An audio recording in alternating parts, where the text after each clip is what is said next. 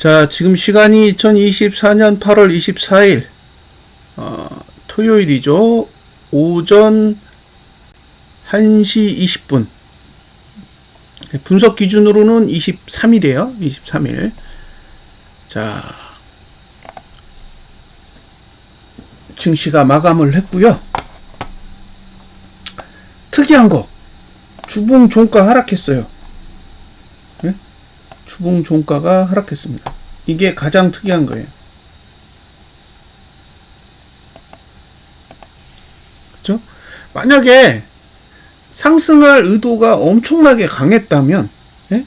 상승할 의도가 엄청나게 강했다면 굳이 주봉 종가를 하락시킬 필요가 있었나?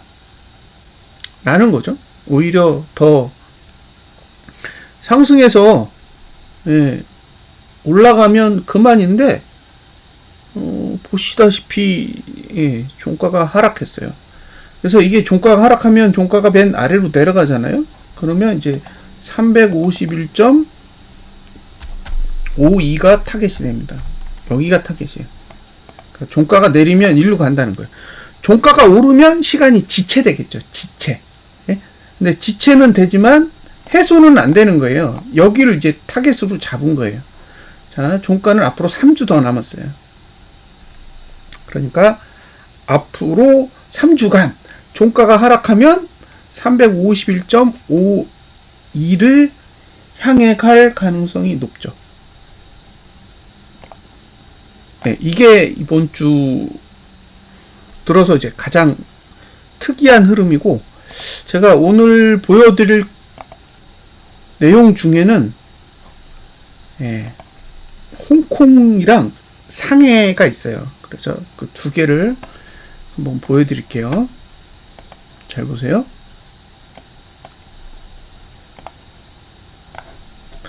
이걸 일목으로 보시면 재밌는 게 나옵니다. 자, 이게 뭐냐? 지금이 8월이죠? 8월, 9월, 10월 두 달 남았죠? 네? 그러니까 저점까지 두 달 남았어요. 두 달 동안 가야 되는 지수는 여기에요, 여기. 여길 가야 돼. 22,898 정도. 22,890이요. 네. 여길 가야 돼.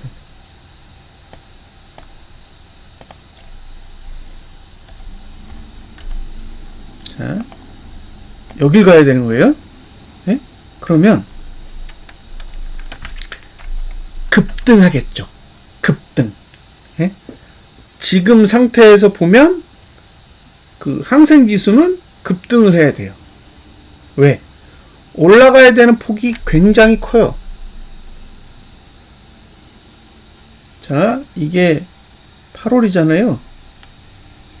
8월, 9월, 10월, 11월 봤나요? 제가 지금 뭐 하나를 잘못 봤나? 맞아요. 9, 10, 11. 자, 이렇게 하나, 둘, 셋. 3개월 안에 얼마를 가야 된다? 22,890을 가야 돼요. 여길 못 가면, 그죠? 못 가면 얘가 바닥이 아니라는 거예요. 그럴 가능성이 높다는 거죠. 그러면 반대로 여길 깨겠죠.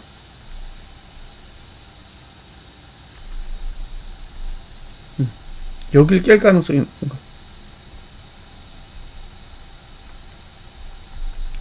자, 3개월 안에 22,890으로 못 가면, 그러니까 이쪽으로 못 가면 반대로 저점을 깨고 내려갈 거라는 거예요. 그 얘기는 악재가 있을 수 있다는 거죠.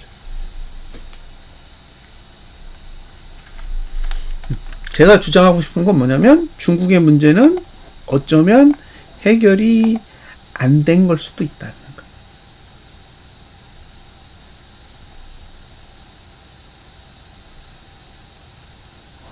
자, 예.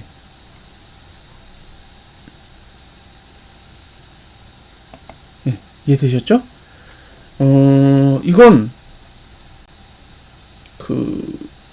상해잖아요? 상해는 여기가 저점이에요. 여기가 저점이라서 홍콩이랑은 달라요. 홍콩은 저점이 과거에 있었고, 예, 상해는 저점이 현재 있습니다. 그래서 얘는 뭐 오르든 내리든 상관없어요. 오르든 내리든 상관없는 상태라는 거예요. 예. 그럼 지금 상태에서 얘가 만약에 골드를 내려면 이만큼 가야 되잖아요. 이만큼을 가야 돼요. 3,300? 예, 이 정도까지 가야 돼. 3,297. 지금 얼만데? 예? 지금 얼마냐면 2,854예요. 저점을 깨는 게 쉬울까요? 여기를 넘는 게 쉬울까요? 예. 그걸 잘 계산해 보시라는 거예요. 만약에 얘네들이 이 저점을 깨러 가는 흐름이 나온다면 예, 뭔가 악재가 있을 수도 있다는 거예요. 그러니까 우리가 생각하는 것처럼 그 중국 증시의 악재가 전부 해소된 건 아닐 수 있다는 거죠. 예, 제가 주장하고 싶은 건 그거예요. 그러니까 악재가 다 해소됐어. 그게 아닐 수 있다는 거예요. 지금 중국 증시가 오른 것처럼 보이지만 예, 실제로는 올랐다가 대부분 다 토해내고 있는 거예요. 많이 토해냈다고요, 지금 상승분을.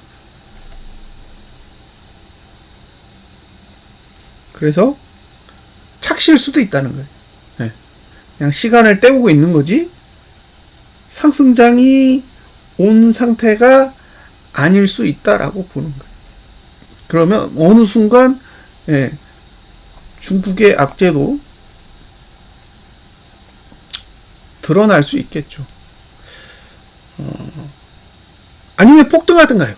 근데 지금 상태에서 폭등할 만한 이슈가 있을까요? 중국이 어떤 이슈를 가져오든 증시가 폭등할 만한 상황이 되기는 쉽지 않다라고 저는 생각해요. 왜냐면 중국 증시가 빠진 게 예,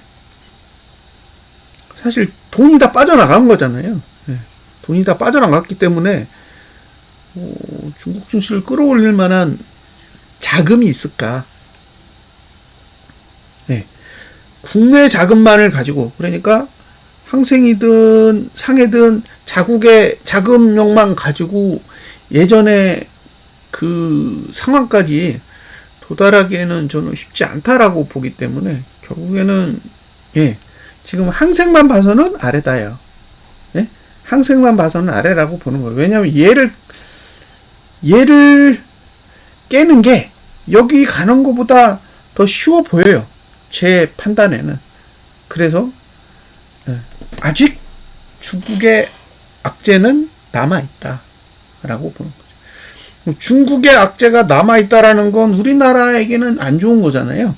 그러니까 미국이 상승한다고 해도 중국이 잘 되지 않으면 우리나라는 어쨌든 중국이랑 미국이랑 이완화된 그런 시장 구조를 가지고 있으니까 중국이 안 좋으면 계속 그쪽 섹터와 관련된 종목들은 빌빌히겠죠. 그러면 아무리 삼성전자하고 하이닉스가 난리를 친다고 해도 쉽지 않아 보인다는 거예요. 그래서 이 부분을 한 가지 체크하시고 넘어가시고요. 그 다음에 이번 달 이제 5거래일 남았잖아요. 저는 이제 거래량은 포기했어요. 거래량은 완전히 포기를 했는데 종가가 358.50입니다. 358.50이라 지금 남은 게 10호 정도예요. 그러니까 5거래일 동안 10호를 내리면 아래쪽이 유리해지는 거고 10호를 못 내리면 아직은 아래쪽에 유리하게 작용하지 않을 수도 있는 거죠. 자, 일봉 볼까요? 일봉. 자, 일봉은 아직 골드로 가지 못했어요. 골드로 가지 못했고, 지금 보면, 이거 골드 날라면 뭐 거의 380대 이상 가야 되기 때문에, 얘네 지금 아직 골드로 못 갔잖아요. 여기 보시면 360이죠. 골드로 가려면 360인데 362에 가면 뭐 양쪽 다 골드가 나는 거기 때문에 이슈가 없어요. 그러니까 시간만 질질질질 끄다가 362만 넘고 떨어져도 상관은 없어요. 자, 3일봉 아직 대도 없어요. 대도 없고, 네, 주봉, 뭐 이주봉 다 이슈 없습니다. 중요한 건 뭐예요? 네, 여기를 찍었기 때문에 이게 어떤 영향을 줄 것인가. 저것 때문에 만약에 아래쪽으로 당겨야 되는 흐름이 나온다 그러면 다 망가지는 거예요. 왜? 네, 저렇게 당기면 월봉이 망가질 거고, 월봉이 망가지면 322.66으로 내려가야 되는데 322.66으로 내려간다라는 거는 그냥 시장이 다 망가진다라는 소리라서, 그러니까 언제 주봉과 이주봉의 목표치에 도달하느냐, 그게 관건이에요. 그리고 코스피를 보시면 코스피는 상대적으로 조금 더 가깝습니다. 2673, 조금 더 가까워요. 그러니까 망가진다 그러면 코스피 쪽이 더 망가지기 좋은 구조를 가지고 있다라고 보시면 되고, 나머지 3일봉, 3일봉도 아직 뭐 망가지지 않았죠. 가고 있어요. 망가진 봉은 아직 없는 거예요. 이제 5거래일 동안 어떻게 할 거냐, 그것만 잘 관찰하시면 되고, 관찰하시면서 그 상해 쪽이랑 그쪽도 조금 관심 있게 보세요. 생각한 것보다 잘 못 가고 있는데 관심 밖에 있기 때문에 그쪽 상황에 대해서 인지를 못하고 계실 수도 있는 거니까요. 자, 이제 월봉은 고가를 넘으면, 이 작은 봉들이 고가를 넘으면 계속 끌어올린다. 요걸 꼭 감안하시고요. 주봉은 박스 쳤어요. 주봉은 박스를 쳤기 때문에 이건 개파락이 나오면 고가를 방어하기 유리하고, 갭상승이 나오면 저가를 방어하기에 유리해요. 그래서 저가를 방어하면 사세요. 사세요. 왜냐면 저가를 방어하면 어차피 358.50으로 못 가요. 다음 주에 358.50을 가려면 저가를 깨야 되니까 저가를 지키면 사고, 그죠? 고가를 지키면 파시면 돼요. 왜? 고가를 못 넘으면 어차피 월봉과 분기봉이 당겨 올려도 아래쪽으로 내려갈 거라서, 고가를 못 넘으면 무조건 매도예요. 그래서 이번 주 고가를 못 넘는다 그러면 매도 치시면 돼요. 이번 주 고가를 넘는다 그러면 이제 매도자 입장에서 또 눈치 봐야 돼요. 자, 이주봉은 아직 위로도 공간이 있고 아래로도 공간이 있어요. 그러니까 이거 저가를 깨는 것도 어렵지 않고 고가를 넘는 것도 어렵지 않아요. 그러니까 지금 뭐예요? 양쪽을 다 열어놨다는 거죠. 주봉도 위 아래를 다 열어놓은 거예요. 왜냐면 고가 방어도 안 되고 저가 방어도 안 돼요. 그죠? 그리고 이 주봉도 똑같아. 고가 방어도 안 되고 저가 방어도 안 돼요. 그렇기 때문에 지금 상태에서는 할 수 있는 거는 그냥 저가 안 깨면 사시고, 고가 안 넘으면 매도하시고 그러면 돼요. 예? 고가를 안 넘는다 그럼 매도하시면 되고, 저가를 안 깬다 그럼 매수하시면 되는 거예요. 큰 봉으로 봤을 땐 그래요. 주봉과 이주봉으로 봤을 땐 그런 식으로 거래를 하시면 된다는 거고, 만약에 고가를 넘어 그럼 일봉이 고가를 낮출 때 매도하시면 됩니다. 예? 왜냐면 일주일 동안은 계속 1구간이니까 고가를 낮추면 매도하세요. 고가를 낮추면. 그러니까 당장 다음 주 월요일에 고가를 낮추면 그냥 매도하시면 되는 거고, 다음 주 월요일에 고가를 넘었어 그러면 화, 수, 목, 금 중에 고가를 낮추는 날 매도를 하시면 돼요. 그런 식으로 접근을 하시면 될 것 같습니다. 그 다음에 고버스. 고버스는 와, 그죠?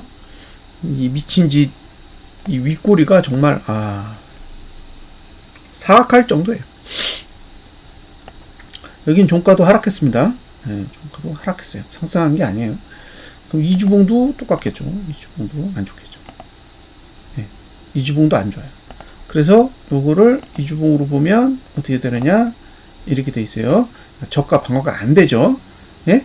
저가 방어가 안 되는 상황이에요. 그리고 주봉으로 봐도 저가 방어가 안 돼요. 그죠? 그러니까 저가 방어가 안 되기 때문에 매수자 입장에서는 힘든 거예요. 매수자 입장에서 힘들다고 보시면 되고, 그 다음에 일봉으로 보면 갭상승이 나와야 저가 방어가 되겠죠. 그러니까 전체적인 맥락에서 보면 저가 방어가 되는 시스템이 아니에요. 저가 방어가 안 되니까 매수자 입장에서는 저가 방어 되는 상황을 찾으셔야 돼요. 그게 일봉일지 주봉일지 이주봉일지는 예, 상황에 따라 다르겠죠. 예, 그래서 그런 상황을 잘 고려하세요. 주봉이 저가를 지키면 무조건 매수하면 되는데 주봉이 저가를 지킬 만한 가격이 없기 때문에 주봉이 저가를 깨면 일봉이 저가를 지키는 날 따로 매수 전략을 고민해 보세요. 자, 이 정도 설명해 드리면 다 된 것 같죠? 네, 그리고 일목으로는 볼 게 없잖아요. 뭐 의미 있는 위치에 도달한 게 아마 없을 거예요. 지금 뭐 분봉 단위에서만 놀고 있는 거라 나머지 봉에서는 고려해야 될 게 없죠. 네, 고려하셔야 될 게 없어요.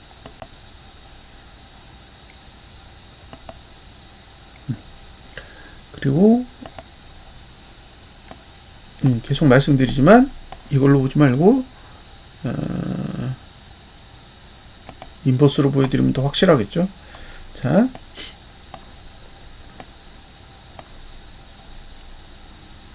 8, 9, 8, 9, 10, 8, 9, 10, 11, 12. 그쵸?